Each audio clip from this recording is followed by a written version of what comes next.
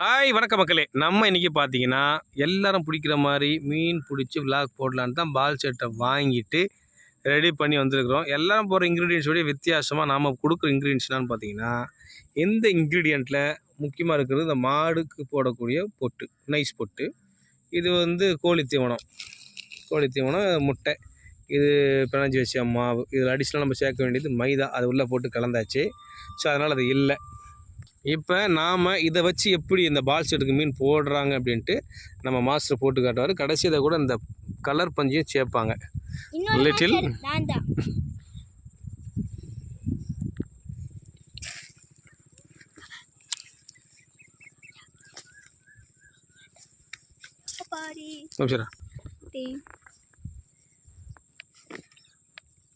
நல்லா போட்டு அழுத்தி வைக்கணும்ல.